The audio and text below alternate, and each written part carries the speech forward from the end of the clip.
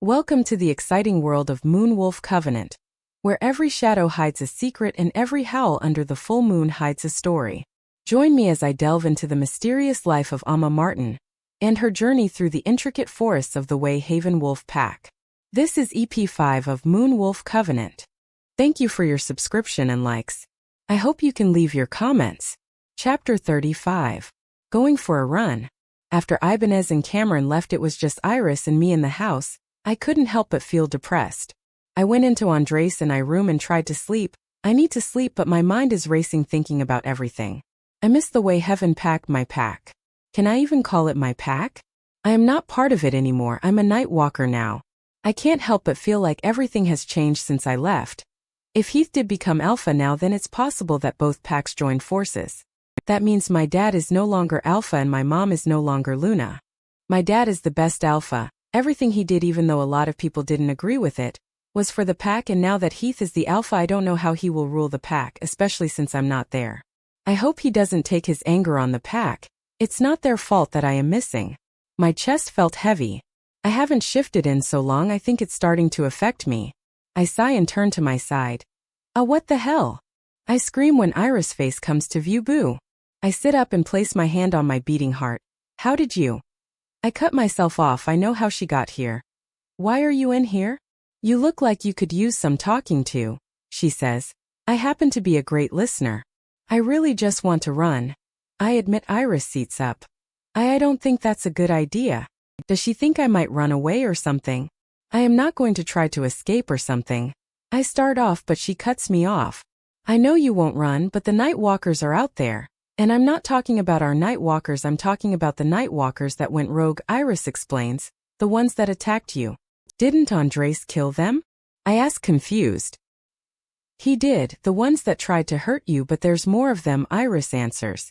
Half of his alphas couldn't shift back, and with time they transformed into actual wolves. That makes me frown. I remember Cameron telling me that there's a chance that once the curse is broken they won't shift back. Okay, don't worry. I tell Iris. I repress the urge to run. I don't want to cause any more harm. There's a chance those wolves will attack. They can't help themselves, and if they do, Andrés will most likely kill them. Actually, I think there's a way we can go for a run. Iris speaks after a moment of silence. Grab some clothes we can change into, and meet me in the kitchen in 5. My eyes widen. Really? I ask her. Yes. Iris nods. How? I squeal. Easy. I will block a small area with magic. No one but us will be able to enter it and exit. The witch/wolf smirks. This is it, Iris says and starts to unzip her hoodie. The run will only take an hour depending on how fast you are. This area is so close to the castle that I could see it from here, but I can't complain. I lift my head to the clear blue sky and let the sun warm my face. Let's have a race, Iris says. I take my shirt and pants off. Okay, the loser makes dinner, I challenge her. Iris gives me once-over nice granny panties. She winks before shifting into a huge brown wolf. I am taken back at her size. I can't help but walk towards her. Whoa, you're so big. Is that because of your age? Iris snarls, offended by my comment. I jump backwards. Okay, fine. I laugh. Okay, here we go, time to shift. I feel the familiar feeling of my bones shifting that I missed. As soon as I feel my feet cement to the grass, I know I have fully shifted. Birds chirping happily fill my ears, and the susurration of leaves in the gusty wind. Iris howls before she speeds off. Cheater. I growl as I run after her. She is fast, like really fast. She was out of sight just like that. I'm not surprised, but I am angry at myself for suggesting the loser cooks dinner. Clearly I'm going to lose. I am going to enjoy this feeling, enjoy the fresh air and the feeling of being free, even if it's for just an hour. I am going to ignore everything else going wrong in my life. Who knew running could feel this good? Not me, I used to hate it. Finally, I make it to the end. It doesn't take an hour, it takes me 2 hours, and when I get there, Iris has shifted and was now wearing shorts and a tank top. You're so slow, she mocks, shaking her head. I grab my clothes with my teeth and walk towards a huge oak tree. I shift to my human form and put them on. I'm sorry, I'm not a 1,000-year-old alpha witch, I sarcastically say, walking towards said alpha witch. Don't worry, after you mate with Andrés, you will be an immortal Lycan. Iris pats me on the shoulder. I freeze. What did she just say? What? I stutter. Iris' eyes widen as she realizes what she just said. I thought you knew. No, of course I didn't know. I shriek, how is that possible? I can't become an immortal. You have no choice, she shrugs. Being an immortal is who you are. Andrés can't live without you. And he can never die, that means you can never die. I couldn't speak, the thought of me never dying is not a good thought. I mean, being immortal has its perks, but it's not for me. I cannot handle living forever. Everyone I know will be dead, it's too much. I don't want to live for all eternity. I run towards the castle, towards the doorless frame and into Andrés' room. I lie back on the bed and the tears start to flow, not because of the immortal thing but with everything changing. I don't know when I fell asleep, but I wake up to a dark room. Slowly I swing my legs over the bed and walk to the light switch. I notice the food tray on the nightstand. I must have missed dinner. I am not hungry though. I walk to the bathroom, brush my teeth and wash my face. I looked refreshed. Sleeping the whole day will do that to a person. I examine myself in the mirror and my eyes widen. I haven't looked at myself for a while, but I am pretty sure I gained weight. I look different, more fuller, taller. I looked good. I sense Andrés and I tie my hair in a high ponytail as I make my way to the gym room Andrés built for me. Luna, for alphas bow as they pass me by. I bow my head in response, feeling awkward. No one ever bowed to me. I finally reach the gym room. I don't know what I am going to do first. Maybe practice punching. I close the door behind me, and when I turn around I come face to face with none other than Andrés, 𝐖𝐨𝐥𝐼𝐸. I'm a monster, what are you doing here? I ask. Waiting for you, the alpha responds. I was trying really hard not to look at his chest, or his arms or his abs. Oh goddess help me, why does he have to be shirtless now? I mean, he's been shirtless before, but I never really noticed until now. I mean, I have noticed because anyone with eyes can see how muscular and strong Andrés is. But I was not into it until the kiss in the cave. My cheeks heat up at the thought of the kiss. Here I am, I say, biting my lips nervously. His brown eyes were now a golden honey hue color as they stared at me intensely. I don't know why he was looking at me like that, but I felt this strange sensation. Deep down I liked that he was looking at me. I run my fingers through my hair nervously. Why isn't he saying anything? I decided to speak first because I can't handle the silence. Do you want to train? I ask. No. Okay. We can go to the bonfire if you want. I suggest, knowing the alphas will be outside doing their weird bonfire party thing they did. No, I raise my brow at the alpha. Okay, what do you want to do then? I ask. Yes, I was getting impatient. In a flash Andrés is in front of me. This, he says before he smashes his lips into mine. All the air is knocked out of me and I feel my knees weaken. Andrés lifts me up as if he knew what he was doing to me. I find myself wrapping my legs around his waist as the kiss becomes more. My brain was on fire and slowly the fire was spreading to my whole body, but before it could spread too far, Andrés breaks the kiss. We need to stop. He breathes as he places me down on the ground. I'm afraid if we continue, we'll mate before the blood moon. The blood moon is coming very fast. And the thought of mating with Andrés brings back the burning sensation, but the whole immortal thing is so scary that it ruined mating with him. I want to live, Andrés, and I want to die, I blurt out. It goes quiet. Andrés' breathing hardens and his emotions are radiating off him. He's confused. I take a deep breath. Iris told me about how when we mate I will become immortal, I say. And that's so bad? I sigh, not knowing how to say this. Whatever I say will come out wrong. How do I tell him that I do want to mate with him and break the curse, but I don't want to become an immortal like him? Is there any way that we can mate but I stay the same? No, you will become a Lycan. An immortal alpha Lycan. You will be stronger, faster than all the werewolves combined. Don't you want that? Andrés asks, confused. All that sounded great, but it still came with a price and I don't think I am ready to accept that.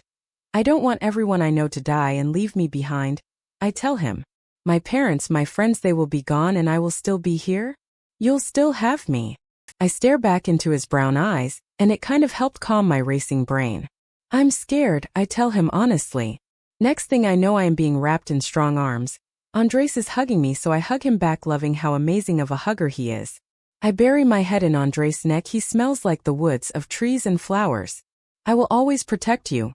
I will never hurt you and I will never let anyone hurt you. The alpha whispers.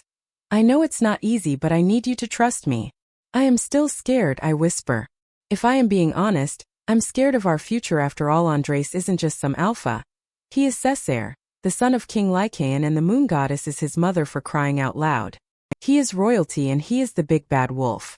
Close your eyes, Andrés says. I want to show you something. I sniffle back the tears and close my eyes. I feel Andrés' arms around my waist tighten. You can open them now. I do, and the first thing I realize is beautiful green trees. Andrés' arms loosen around me and I look around me, my eyes wide. I know this place. I turn to him to see a small smile on his lips. I look up to the wide full moon. Last time I was here was it a dream? I scratch my head confused because this place is so familiar. The air is rich with the fragrance of leaves and loam. I could hear owls and the stream of a waterfall. This is where we first met, Andrés speaks. I stop midway and walk towards where the alpha stood. This isn't where we met. We first met at the pack when Cameron. No, we first met here. Andrés cuts me off. We didn't physically meet. It's hard to explain, but all I remember feeling was this burning pain. I usually don't feel pain, so I thought I was dying, which is impossible. Then next thing I know, I'm in wolf form standing in the middle of this forest. Now I remember this place. It was real? Of course it is, and the black wolf I saw. It's similar to Andrés' wolf. You said my name. I blurt out, remembering more of the dream. We didn't even know each other. Oh, that, I knew your name for a while. Andrés says sheepishly, scratching the back of his neck. A while ago, when I was searching for you, I went to this witch to help me, and all she found was your name, mainly because you weren't even born yet. He frowns. I gulp. How long did you search for me? Andrés cups my cheeks with both of his hands and my cheeks heat up. For 1,000 years, the alpha says. I went insane. I couldn't believe that he looked for me for that long. I let out a breath. I'm here now, is all I can say. Andrés nods. You are, finally. I look down, not knowing what to say. I do want to be with him. I promise myself I will try. We have a lot of time before the blood moon and before we mate. I want you to know me, the real me. I nod and Andrés smiles before he places a small kiss on my lips. How about we play 20 questions? I ask, blushing. What's that? I ask you 20 questions and you ask me 20 questions, I explain. And we have to answer all the questions honestly. Do you want to explore the rest of this forest? Andrés asks. I nod and we start our walk to wherever the path takes us. Okay, I'll go first. I clear my throat. Tell me about your family. Aren't you supposed to ask a question? He asks. I roll my eyes. Can you tell me about your family? You know most of the story. Andrés shrugs, looking into space with furrowed brows. There are 10 of us. There's Mara, Benjamin, Valentina, Anastasia, Xavier, Joshua, my mother, the infamous moon goddess. Iris and Cameron are the only ones that are around. I am sure they will eventually leave. My siblings wanted nothing to do with me after cursed them with the bite. How do you know Iris and Cameron will leave? I ask. From what I've seen, they both love and care for Andrés. Because I'm a monster. Chapter 37. Closer, don't say that. I frown. You're not a. I cut myself off because I would be lying if I said he's not a monster. He is to a lot of people, to the people he hurt, killed. He was to me, but not anymore. Now I know that deep, really deep inside Andrés is a kind alpha. To me. I believe it is my turn to ask you the questions. Andrés clears his throat. How old are you? 16, I answer. He freezes. You're so young, he growls. I'm sorry, Alma. Look, he looks pained. Forget the curse, okay? I didn't know you were so young. I shake my head. No, this is my destiny. If I don't break, then it's over for you and the night walkers. We don't matter. How old are you? I change the subject. Andrés looks uncomfortable. I give him a look and the little twinkle in his eyes returns. Guess. He challenges. 1 billion years old? I blurt out. The alpha stops mid-walk and just stares at me for a while, his brows creased in confusion. You think I'm 1 billion years old? He questions. Yeah? I thought he was as old as time. Isn't time like 1 billion years old? Answer me, Alma, he growls, clenching his jaw. Yes, I gulp. You're going to regret saying that. Before I can ask him what he means, Andrés grabs my waist and lifts me up, and then he is jumping up. Oh my goddess! I scream, closing my eyes shut and wrapping my arms around his neck tightly. Felt like we were flying, but we weren't. Andrés was running by the sound of his bare feet hitting the damp ground, but he was running so fast that it almost felt like he was flying. I couldn't open my eyes. I knew that if I did, I would get whiplash. Hold your breath, Andrés yells. His hot breath fans my face and the butterflies come back. Wait, did he say hold my breath? My eyes burst open and I notice that we're dropping from a cliff. I scream, but it's quickly muffled by salt water. The cold water pushes me down and I try to swim up, but I don't know how to do that. I never learned to swim. My heart starts beating frantically and I start to panic, then I feel arms around me thankfully before I can really drown. Andrés pulls me out of the water. Oh my goddess, I heave coughing up the water. What's wrong? The alpha asks. I hold on to him tight, afraid that if I let go I am going to drown again. I can't swim, please let's get out of here, I beg, shaking. Every minute I was in here is a minute I could drown to my death. 𝐴𝐻, it's okay. I got you, the alpha speaks calmly, just take a deep breath, okay? I nod and close my eyes, taking a deep breath. When I open my eyes, Andrés is staring down at me. He was observing me. We can go back if you want. He speaks, eyes is still on me. Oh okay, I shiver. Andrés leans in slowly, and I close my eyes waiting for the transportation to happen, except the alpha kisses me. His lips touch mine, my heartbeat slows down and I feel the world around us disappear. We're no longer in the water and I didn't care where we were as long as I was with him like this. I wrap my arms around his neck and kiss him back. Our lips moved in perfect sync. I've never kissed anyone before, Andrés, that's why it was so unusual yet familiar for me to feel this comfortable when kissing him back. He felt familiar. My back hits a wall and I open my eyes to see that we were back in the gym room. How was it real? Were we really there, in the ocean? It felt real. Then I realized that we were soaking wet. My shirt and pants were sticking to my body. Andrés was also dripping with water. I don't know how I didn't notice this while I was kissing him. I pull away from the kiss. My love, Andrés groans at me for separating us. I blush, sorry. We need to change. I smile, running my fingers through his black locks that were sticking to his forehead. I will be at the bonfire if you need me, he says after a few minutes of silence. And with a flash he's gone. I take a deep breath.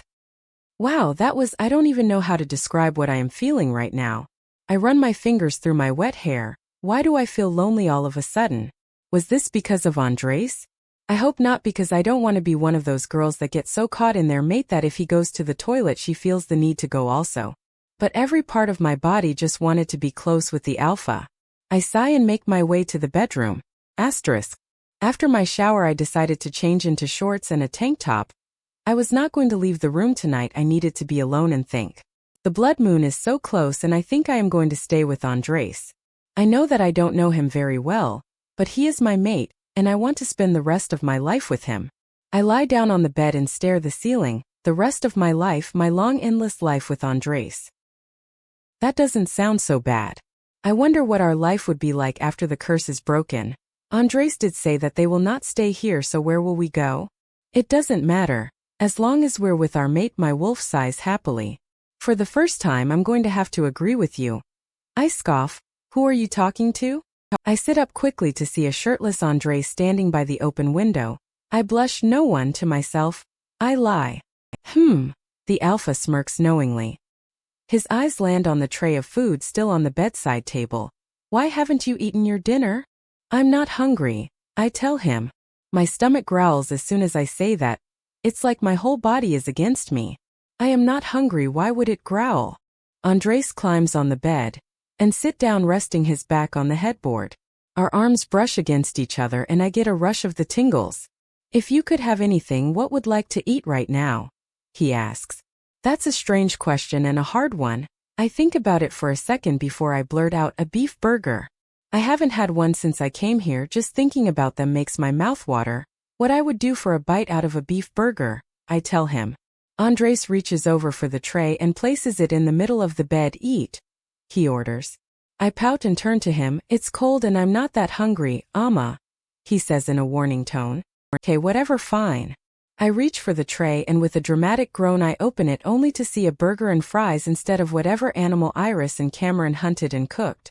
I squeal and grab the burger, taking a bite. Oh my goddess, yes, I moan without meaning to. I look to my side to see Andrés clenching the sheets. Is he about to shift or something?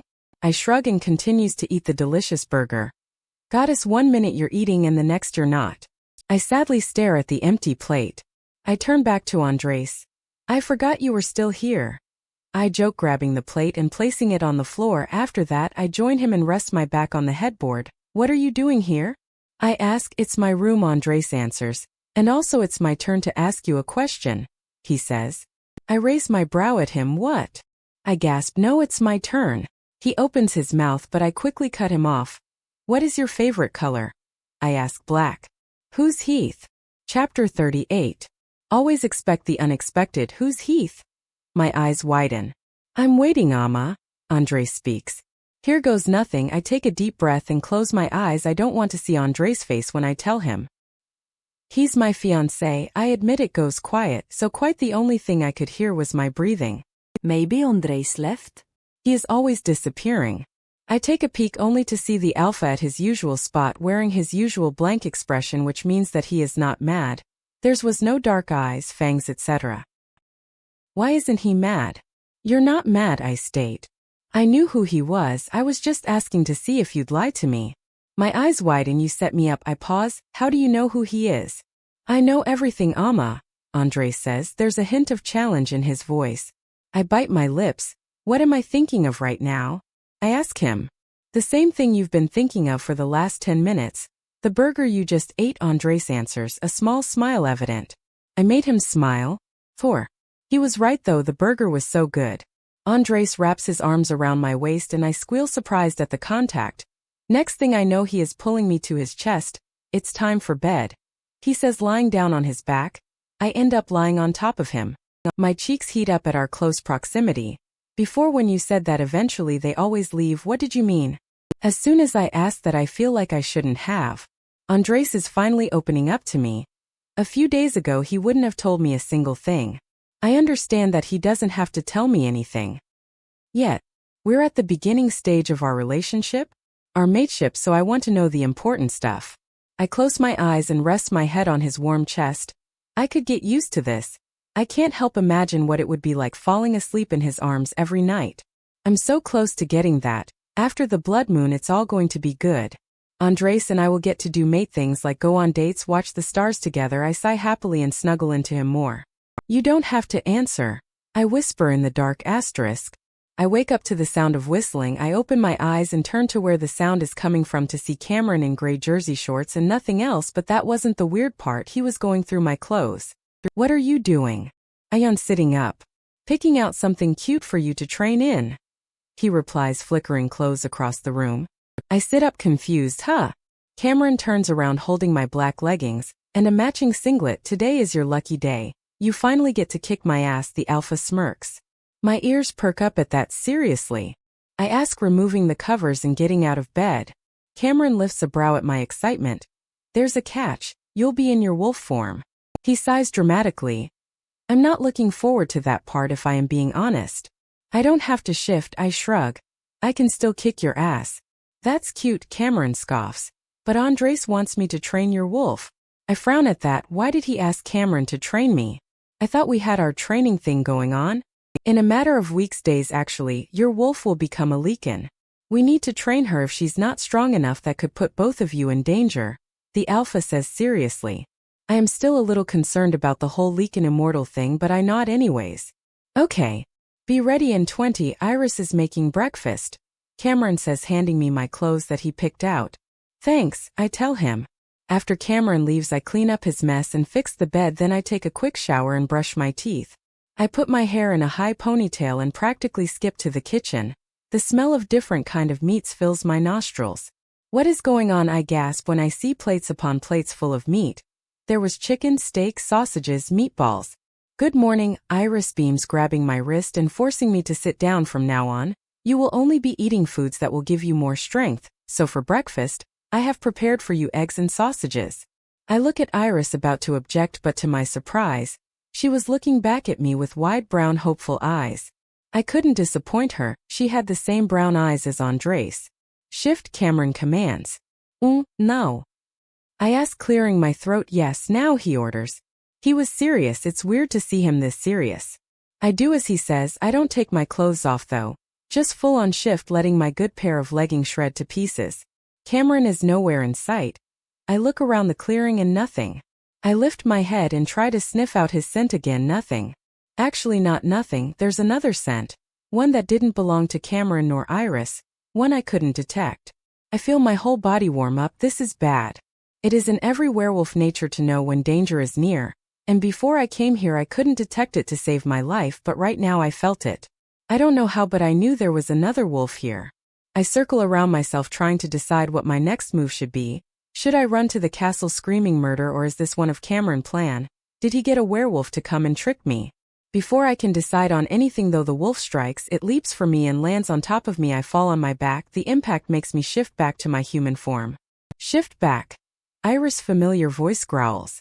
I open my eyes to see 𝐊𝐢𝐳 frame on top of me. How is that possible? I swear there's a scentless wolf somewhere. What the hell? I yell, pushing her off me. I do shift back to my wolf form because I don't have spare clothes to be in my human form. You can't shift back, 𝐴𝐻𝐻. Your human form is weaker. What if I was a rogue? Technically you are, is what I want to say.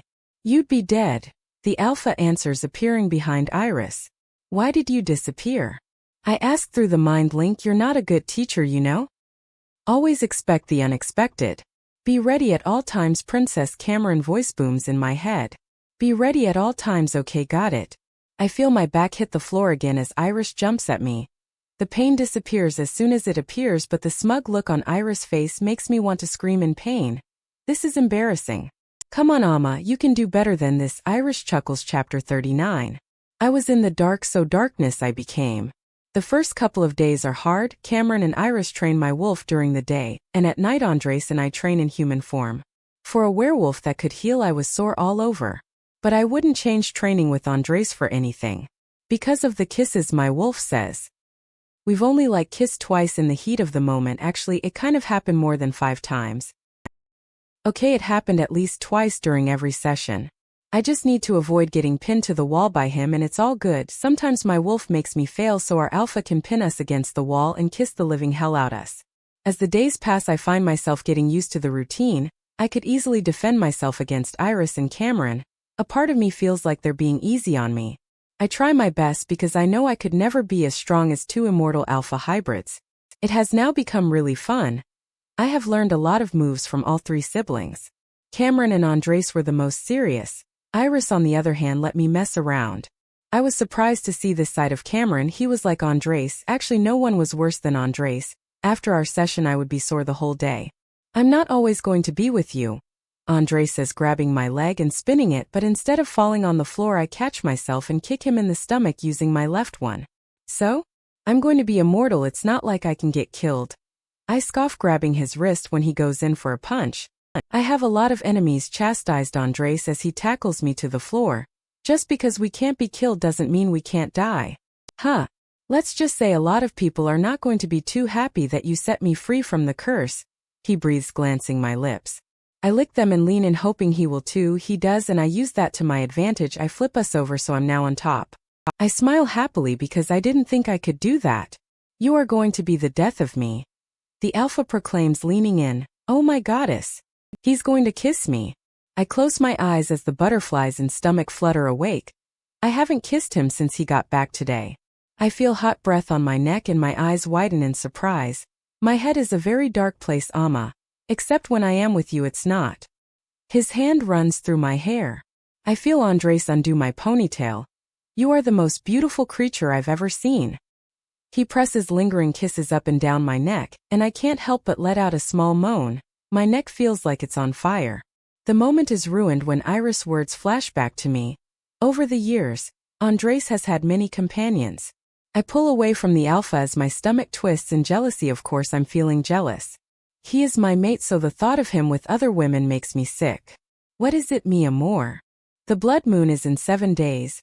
I remind him, looking at his bare chest. My hand itch with the urge to connect his freckles, but I have some sort of self-control after all. Yes, I have a calendar in my head where I have been counting down the days since you arrived, he concedes. His brown eyes light up in excitement. I don't think I'm excited. I'm more nervous and maybe a little scared. We're going to have to mate, I state. Andrés' hand slides around my waist. He so effortlessly sits up. I end up sitting across his lap. Blushing, I try to move, but with a shake of his head he pulls me close to his pine-scented body. Now you're just stating the obvious. Tell me what's bothering you.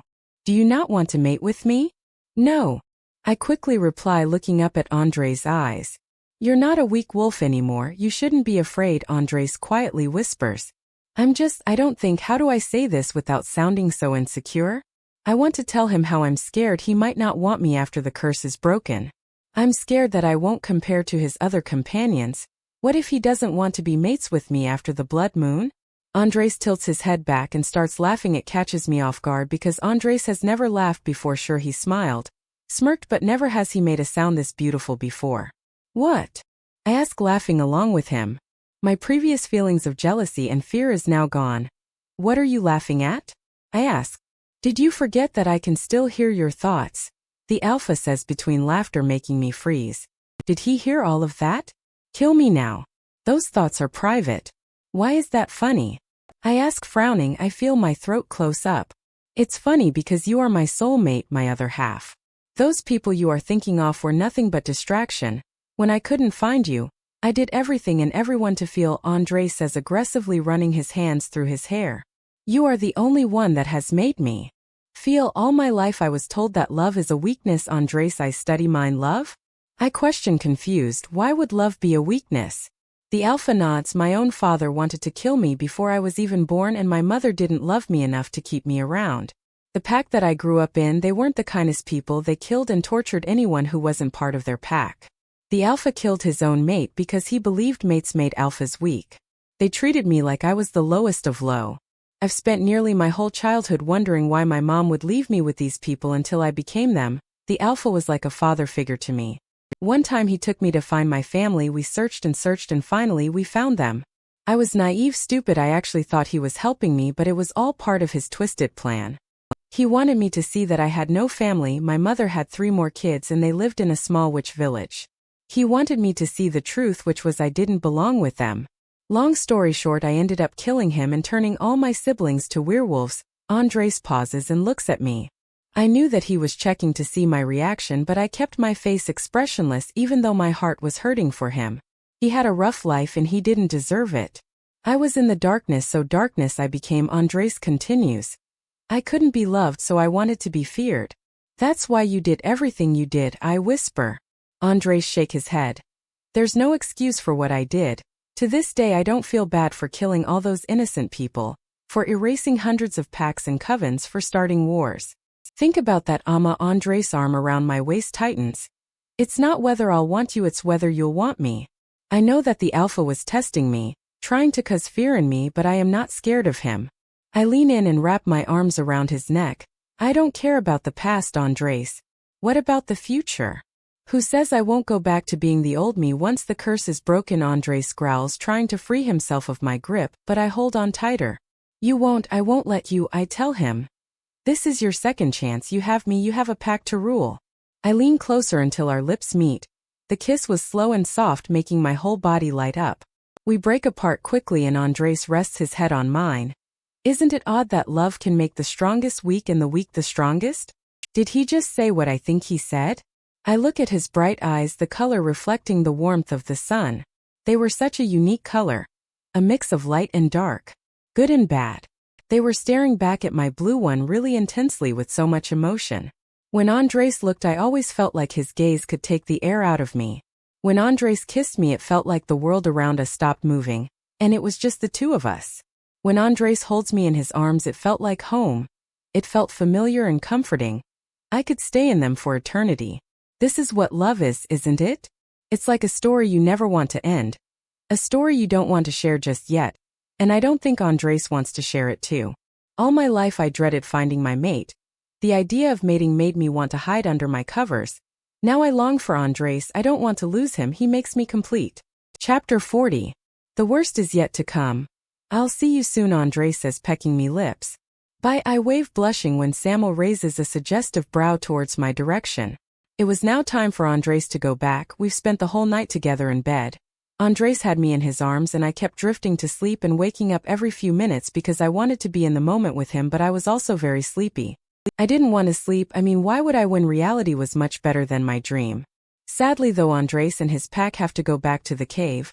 I didn't want him to leave, and judging by how many times 𝐊𝐤 had to knock on the door, the alpha didn't want to leave too. I'll see you soon, Luna, 𝐊𝐤 says with a knowing smirk as he and Andrés make their way out. After they leave, I make my way to the kitchen. There were leftover stew on the counter, so I fix myself a bowl. I also eat when I'm feeling sad. Hey, that's my midnight stew. Cameron voice makes me jump. You scared me. I heave, placing a hand on my fast-beating heart. That's mine, the 𝐊𝐢𝐳.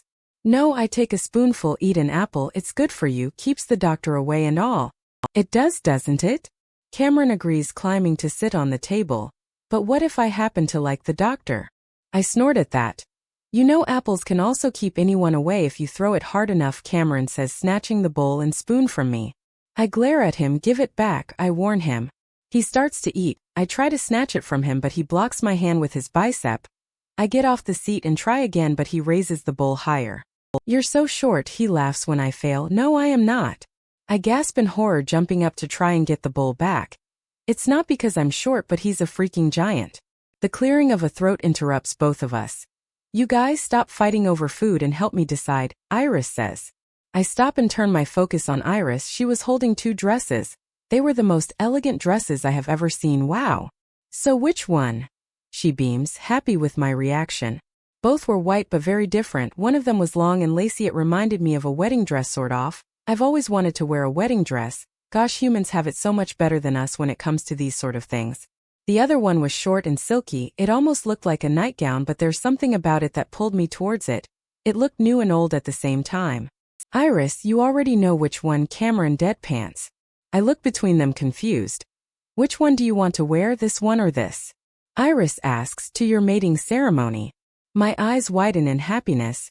I could wear that beautiful white dress to the mating ceremony? I will look a bride. But something told me that the other dress was my dress. The silk short one.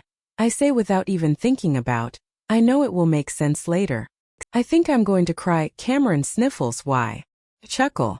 That dress, it is a special dress, Cameron tells me. His eyes tear up before he blinks it away. It was given to our mother by her mother when she mated with our father, and it's been in the Velasquez family for forever. Our mother gave it to us before she left. She wanted her daughters to wear it for their mating ceremony. This dress belonged to the moon goddess? No wonder it was pulling me towards it. I glance at it, and now that I know the background, I could see the magic radiating from it. It would be an honor to wear it, I smile. My brother Benjamin mate wore it last. They've been mated for 200 years. Iris says. We believe it is blessed. 200 years, that's how old my grandma is. Damn, I wonder if Andrés and I will ever get that far? I almost forget. It's almost their anniversary, Cameron pipes up. I should write him a letter apologizing that mother paired him up with Medusa. Iris laughs. I feel like I'm missing an inside joke. Medusa? I ask. Oh yeah, Medusa is Benjamin mate. She's a pain in everyone's ass. She's literally the worst person you'll meet. Cameron whispers the gossip. Her real name is Laura, but Iris and I call her Medusa. Why are you whispering? I ask him, cause he's scared of her. Iris chuckles. No, I am not. Iris and Cameron have decided to catch me up with the Velasquez siblings. They've been telling me stories about their family for the past few hours. Apparently Cameron and Iris are the only one that keep tabs on the others. The other don't bother. I kind of wanted to meet the others now, but at the same I wanted to stay as far away as possible. According to Iris and Cameron, the rest of the siblings haven't spoken to Andrés in 5 centuries. The Velasquez haven't all been together since Andrés all turned them. It was sad to hear that. Do you miss them? I ask. Yeah, kind of, except Joshua. Iris gulps. Joshua? I haven't even heard come up during our talk. He isn't here anymore. Cameron frowns. That's what's best for everyone. Yeah, she smiles, but it was forced. I haven't told you about the dumbest one out of all of us. Iris clears his throat. I could tell she wanted to change the subject. Xavier. They say in unison and laugh. He is the one that decided that he wanted to live among the humans. So he masked his werewolf scent and stopped using his witch powers. But in 1901 he got chased out of town by hunters. Cameron laughs. Last time I checked he's living in a small town in Alaska, still pretending to be a high school student. I take a sip of my tea. Wait. He's immortal, so how does he not get recognized? I ask. I didn't know you could do that. I mean, I know back in the day werewolves used to live with the humans without them knowing, but eventually they found out and we had to go into hiding for a while until they forgot. He moves around, changes his identity. When Andrés turned us, Xavier was only 19, so he looks really young. Cameron explains. He's been going to high school for the past 50 years. Why? I scoff. Why would anyone want to keep repeating high school?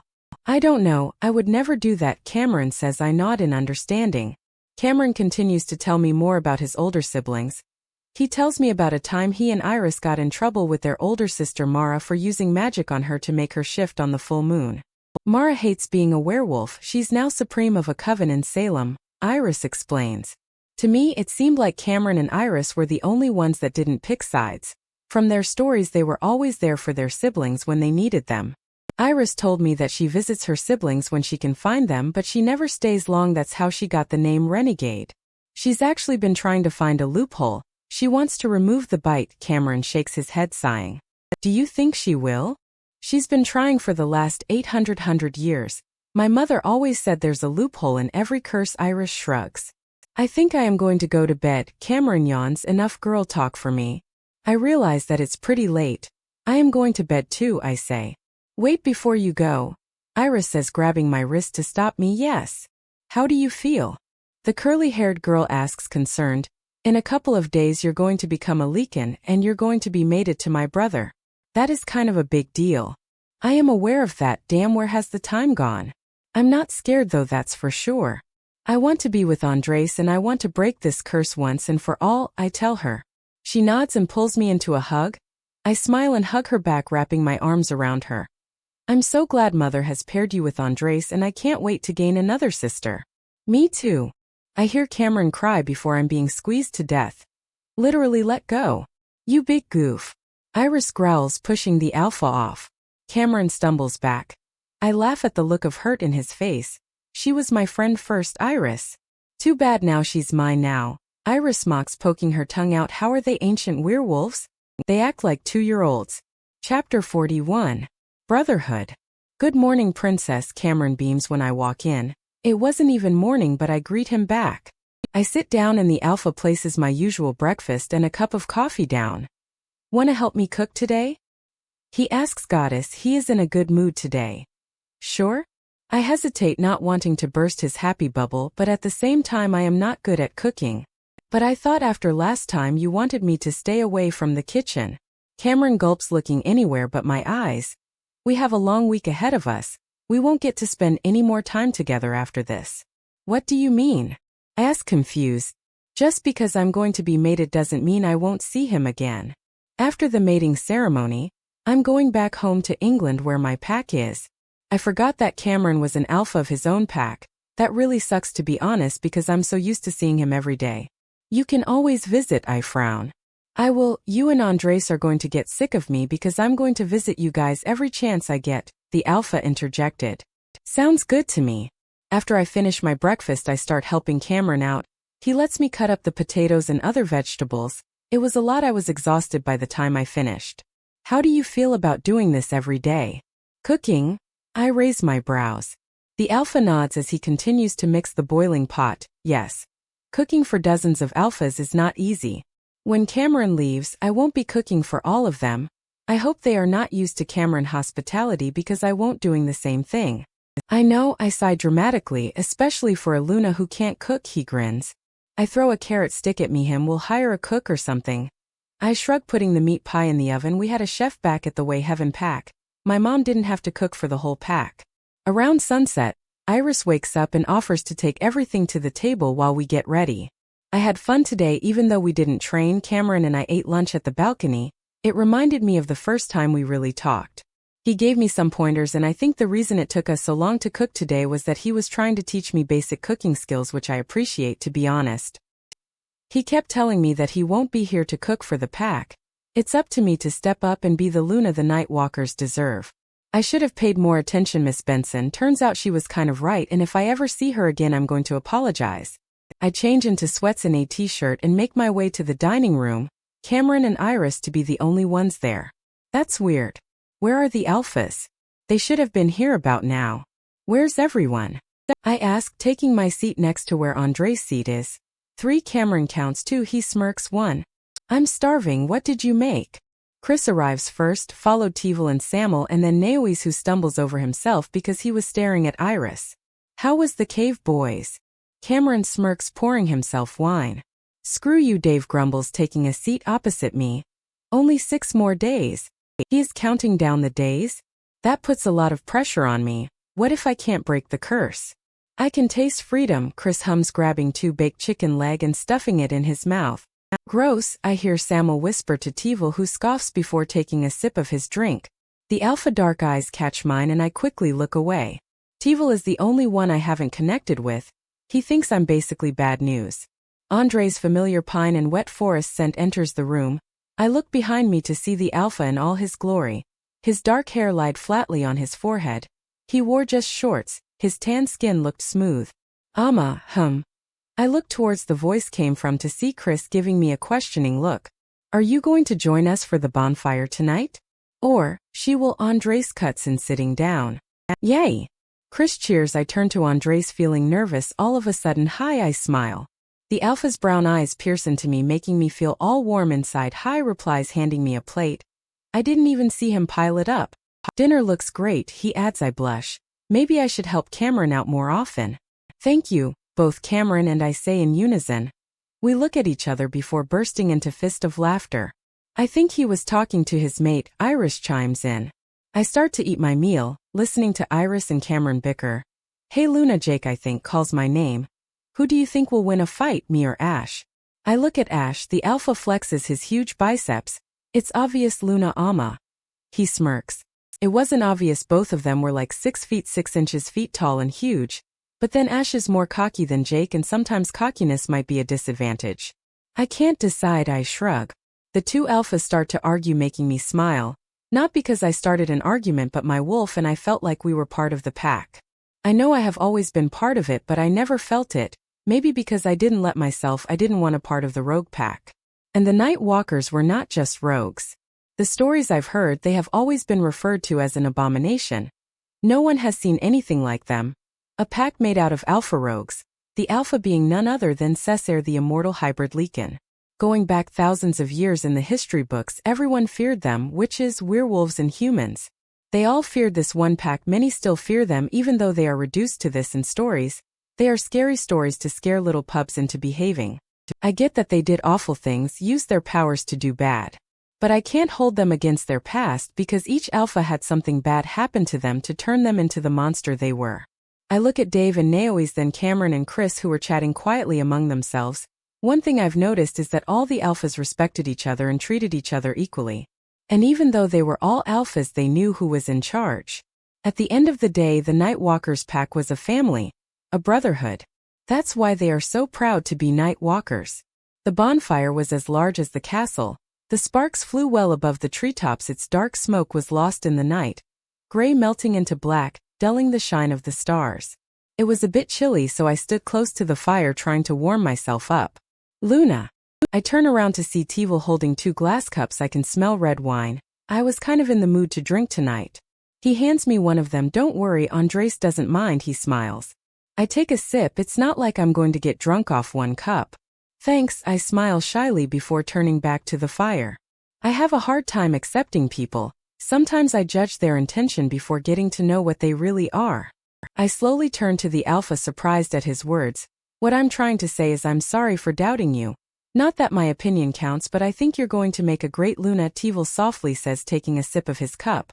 I feel a sense of pride. I don't know why, but I just do. Thank you, don't worry about before I understand why said what you said. He was being protective of his pack. I get that. Also, I wasn't the easiest when I first came here. I was rude and insulted them. 𝐊𝐤𝐬 nods, watching the fire. If you need anything, know that you can come to me, same as my brother, but you already know that. 𝐊𝐤𝐬 snorts. You mean as much to me as Andrés does now? I nod, and same to you. I tell him this should be a two-way street. You can talk to me anytime about anything. I will be here for you, not as a Luna but also a friend. Okay, 𝐊𝐤𝐬 nods. I'll leave you to us two? What, my love? Andrés breathes in my ear. I stiffen. Where did he come from? Not that I'm complaining. Hi, I smile, turning to Alpha. What are you drinking? He asks, tapping on my glass wine. He hums, wrapping his arms around my middle. His body is warm and strong. I lean in close, molding our body together. Cuddled up, we watch the fire. Well, I watched the fire. Andrés was watching me in a way that some will say creepy, but I thought it was nice. My wolf and I liked that he watched us. Brother. Code Red, they're here. Sebastian is here. Chapter 42. Luna of the Rogues. Everything started to slow down as soon as Cameron broke the news. I didn't know what was going on, but judging by all the alphas' reaction, it wasn't good. Iris grabs my wrist and in a second we're in the back. The alphas have formed almost a circle around the intruders. I could hear growls come from different directions, but I couldn't see anything which concerned me. Whatever happens, don't leave Iris. Stay by her side. Andrés' voice booms in my head. What is going on? I ask through the mind link. No answer. Who's Sebastian? I try again. Cameron said Sebastian was here. Alpha Andrés, put the claws away. We come in peace. An unfamiliar voice booms in my head. It didn't belong to Andrés or any of the alphas, so this must be Sebastian. If you don't leave my property right this second, I will rip you to shreds. Andrés snarls. Oh come on, there's no need for that. We simply came to see our Luna. My eyes widen in shock. They're here for me? Who are they to start with? My wolf asks. Good question. Sebastian, leave now. 𝐊𝐤𝐬𝐷 commands. Like I said before, we come in peace. We just want a word with the Luna. Why does he want to talk to me? I turn to Iris. Who is he? I ask. Sebastian Amadori. He was Andrés beta before the curse. Iris whispers back. He's dangerous. He doesn't want to talk. He wants to kill you, so Andrés and the rest of the pack will stay in their wolf form forever. Why would he want that? Doesn't he know that if the curse is broken, there's a chance that he too will shift back to his human form? I know you're here, Ama. Listen carefully to my instruction or not. He dares tomorrow afternoon meet us at the border. We will only wait for you for an hour. You have my word that we won't harm you or your friend, so come alone or your friend dies. As soon as he says friend, I know exactly who he is talking about. Ibenez. They have Ibenez. I thought Cameron took care of him. You have Ibenez? You're lying. He's lying, Ama. Cameron voice interrupts my internal communication to the rogue. I took Ibenez to your uncle Pack. But did you stay until he reached the border? Sebastian says. No, Cameron. I sniffle. How could you? I'm sorry, Iris. Take Ama back to the castle now. Andrés roars and I feel Iris drag me, but I was crying so hard that I didn't care. I was crying for Ibenez because he might be hurt or possibly dead. At the thought of Ibenez dying, the tears burst out. I feel my chin tremble. Ama, snap out of it. Iris' loud voice does snap me back to reality. I realize that crying won't do Ibenez any good.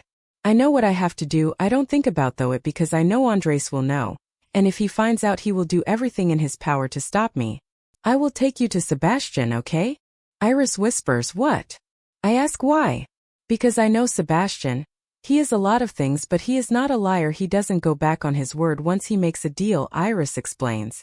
Keep this to yourself, okay? I nod and exhale a breath of relief. Okay, they're leaving, Iris whispers, peeking from the window. I realize now that we were back in Andrés and I's room. I sit down on the bed and try to control my heartbeat. I felt uneasy at the fact that Sebastian wanted to talk to me. The door burst open and enters Andrés. His chest was rising from anger, his face was flushed and his fist clenched, and I swear if I didn't know better I would think that was smoke coming from his nostrils and ears. I don't know what overcomes me. I stand up and fling myself to him. The alpha's body tenses under me for a second before he wraps his arms around me. I breath out, letting our body melt together. I told you that I have a lot of enemies. The alpha whispers in my hair. Asterisk. Sebastian hasn't shown up here since the curse. 𝐶𝐬𝐬 stands up to address the meeting. He is here for one reason only, and that is to make sure we're not successful on the blood moon. We were all squeezed into the living room. I was in between Tivil and Iris. The wind was blowing in from the open door space, making me freeze. Iris, Cameron, make sure Ama doesn't leave your side tomorrow, Andrés orders. We only have 96 hours until the blood moon. Everything has to go to plan. As soon as the curse is broken, we are going to be heading east. Andrés turns to me. Many years ago I found an unclaimed territory and I sealed it from everyone else. In a few hours it's going to become our new home. We need to prepare to leave anything that's of importance, he finishes. Yes, Alpha. The alpha around and chant in unison. Okay, it's time. Iris whispers, taking my bowl and putting it in the sink. Cameron prepared a little lunch for the three of us after training before he went upstairs. Cam, Ama and I are going outside for a run. Iris calls out. In a second the alpha is in the kitchen. That's not a good idea, he states with furrowed brows. Don't worry, I'll spell the area like last time, Iris assures him. I look down at my feet. I kind of felt bad lying to him, but I have no choice. I know that if I tell him, he will not let us go. He hesitates. Okay. Just be quick. Iris winks at me. It worked. We make our way to the back. The woods are dark even though the sun is shining brightly. I follow Iris because at the borders is where Sebastian is waiting, where Ibenez is. I won't be able to go with you to the borders, Iris says, looking back at me with a worried expression. But the minute you need me, I'll be there. He said only you, so if he senses me, he will lose it. I nod. Thank you for doing this, Iris, I tell her. Don't worry about it. It's kind of my fault your friend got in this situation. I should have never brought him here. Iris huffs. She's right, she shouldn't have brought him here, but I'm not mad at her because I got to see my best friend again. You should also know that Sebastian is cunning. Listen carefully when he's talking. He might say something but mean something else. Don't trust him and please don't agree to anything, Iris warns. I let her words sink in. I think I can handle Sebastian. If I say it enough, I will believe it surely. It takes us half an hour to get to the border. We come to a path, a clearing, and I know we're here.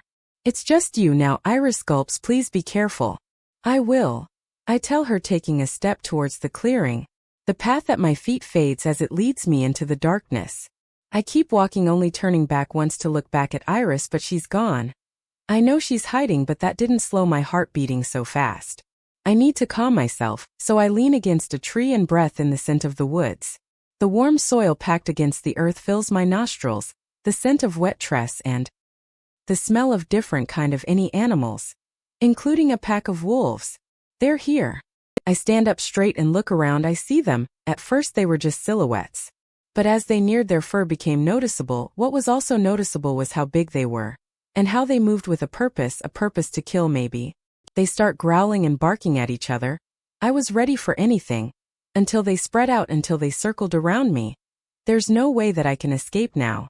Well, if isn't the infamous Luna of the rogues. The circle breaks and a gray large wolf walks through. You must be Sebastian Amador, I speak. You've heard of me? The wolf speaks through the mind link. Good things, I hope, he add. Chapter 43. I've got the scars from tomorrow. Where's Ibenez? I ask. He'll be here, but first, you and I need to chat. Sebastian's voice rings through my head. Iris told me not to trust him, and for all I know Ibenez isn't here and he is with my uncle. How do I know he's safe? I ask. Beta, come forward and remember, if you try to be funny your friend will die. Sebastian speaks and I take step back, gasping. Why, you can speak? I stutter. Of course I can, darling. Didn't your mate mention that part? We're not supposed to speak when we're in wolf form. It's physically impossible, but Sebastian just spoke fluently in his wolf form. His mouth moved and all. No, I shake my head, Andrés, and I don't talk about you. It was the truth. I haven't spoken to Andrés about Sebastian. I could see how much the rogue presence bothered him. First of all, ouch, Sebastian cringes. Secondly, turn around. I do, only to see Ibenez tied up with tree branches. I take a step forward, but a wolf blocks my step, snapping his almost bloody sharp fangs at me. What do you want? I ask, turning back to the gray wolf. I want you to promise me that once the curse is broken, Andrés will take us back. Sebastian tells me we want back in. I cross my arms across my chest. Isn't that between you and Andrés? And you, now that you are Luna. So can we count on you or not? I don't know, I'll have to talk to Andrés, I reply honestly. What do you mean you don't know? Sebastian growls. I know, as a wild wolf there's no such thing as brushing your teeth, but goddess. He needs to find some minty plants or something to freshen his breath. I take a step back. I don't know the history between you and Andrés, I add. Even if I wanted to help you, I don't trust you. Here's a little background check. Andrés and have been friends almost, well, I lost count. He chuckles bitterly. Our friendship is very complicated. A lot will say it's because we're so similar, but I will have to disagree. Sebastian stalks closer to me until we're a few feet apart. I notice scratches and scars all over his fur. They're not healing. I look up at his glaring silver eyes. Do you know why I would disagree? He snarls. I shake my head. Because I'm more insane than he is. I suck in my breath. Your mate has a habit of throwing away people once he's done using them. I was the best beta any alpha could ask for. He barks. When Andrés found me, I was third in command of my pack. My father was very ill and my oldest brother of 5 boys was crowned alpha when clearly it should have been me. You're probably lost. Let me explain. The thing with my old pack is that my father could choose any of us to become alphas of the pack. So from a young age we always competed for his approval. He was the youngest out of 7 boys and he became alpha, meaning any of the Amadori boys could one day rule the Dark Moon pack. Except me, because technically I wasn't an 𝐊𝐼𝐬𝐑𝐞𝐝. My mother had an affair with one of the warrior. Let me tell you this, when I found out I ate the whore. My eyes widened. Don't look so shocked, she had it coming. Robbed me of my crown, 𝐊𝐸𝐵 concedes. Anyway, where was I? He pauses. Oh yeah, after I killed her, I had to run away, without family and a pack. I was practically a rogue. No other pack wanted me. But then the most amazing thing happened. I met my mate. She was the most beautiful wolf I've seen to this day. She introduced me to Andrés, who was not very fond of me at the time. He tried to kill me several times before. See, why would he try to kill you? I asked, confused. Next time you interrupt me, I'll chop off one of your fingers and feed it to them, 𝐊𝐵 hisses. At the time your little mate was an alpha of an all-alpha pack. He turned all of them to alphas. They were feared and dangerous, and my mate was basically part of the pack, making me well part of the pack too. But before I could join the pack, I had to prove my loyalty. I had to prove that I deserved to be in the pack. My mate suggested that if I wiped my pack clean and spared no one, that would score me some points with Andrés. It did. I basically became Andrés' new favorite person. Samuel, Tevel, and Dave were so jealous of me. 𝐊𝐵 laughs. I wish you were there. Anyway, Andrés turned on me and killed my mate. My whole body tenses up at that. Andrés killed his mate? I've heard stories about how crazy wolves become without mates. And if 𝐊𝐵 is telling the truth, then it's bad. Andrés made it seem like he was doing me a favor, getting rid of my mate, and I believed him. For hundreds of years, I served and bowed to the man who killed my other half. Then the curse happened and I couldn't shift back. I wasn't strong enough. I wasn't of use to your alpha, so he threw me to the side. I was no longer beta of the pack. So you want payback? I stutter. No. I want to be back with my pack. Not just me, I want every alpha here tonight to be accepted back into the pack, when the curse breaks, even if we don't shift back. 𝐊𝐵 explains. I will try my best. I tell him, gulping, I will talk to Andrés. I was now shaking because 𝐊𝐵 scared me. You're not the only one I'm trying to make a treaty with, so if this fails I will have to choose to go with an alpha who shall not be named, an alpha who offered me a way better deal. Then take the other deal, I snarl. I was starting to get tired of his threats now. I wanted to leave and take Ibenez with me. The wolf snorts. Are you sure? This deal will benefit me and the other alphas, but not you. All I can do is talk to Andrés, I repeat. Okay, if that's the case, then I'm afraid all I can do is kill you. I freeze. No, you sigh. I apologize, but I think I'm going to enjoy hurting you. 𝐊𝐵 cuts me off. Touch one hair on her head, and it will be the last thing you do. In a second, Iris is standing in between 𝐊𝐵 and I. Remember me? Iris smirks before kicking 𝐊𝐵 right in his face. The wolf goes flying into a tree, but he quickly recovers. Now you've made me very mad, 𝐊𝐵 roars. I quickly run to Ibenez goddess. I groan, trying to untie the branches. It was hard and it had sharp thorns that kept cutting me, but I ignored it and continued to untie him. Stupid girls, coming alone to meet the big bad wolf? 𝐊𝐵 laughs mockingly. Who said they're alone? A familiar voice says, and from the shadows comes Karina. The alpha was standing up at a hill, her dark hair flying in a different direction when she jumps down with a deadly smirk. At that, 𝐊𝐵 starts to laugh. You are stupid, he growls at me. I feel someone grab my waist, and before I can react, the person turns me around. My 𝐴𝐻. Finally, I found you. Heath smiles, leaning in. I couldn't move, I couldn't even breath, probably as Heath's face comes closer to mine. I know that he was going to kiss me and my whole body was fighting against it, but I was in shock. He found me. I thought this day will never come, but it did, just right before the blood moon. Stop right there. Heath stops as Iris uses her powers to freeze the alpha. I release a breath of relief as she helps me untangle myself from him. She pushes me behind her and Karina stands in front of me, growling at the other wolves that surround us. They cower behind 𝐊𝐵, who was staring at me the whole time. Stay with Karina, Iris tells me, extending her hand up in the air. Heath back hits a tree and then another tree, but instead of trying to free himself, the alpha starts to laugh like a crazy person. I look around confused and suddenly out of nowhere Iris falls to the floor. My eyes widen and I run to help, but Karina blocks me. What happened? I cry. I dawn before Karina can finish her sentences. She clasps her hand around her throat and starts to choke herself. I watch as her eyes roll back to her head and then she falls to the floor. I also brought my own witch, Heath smirks.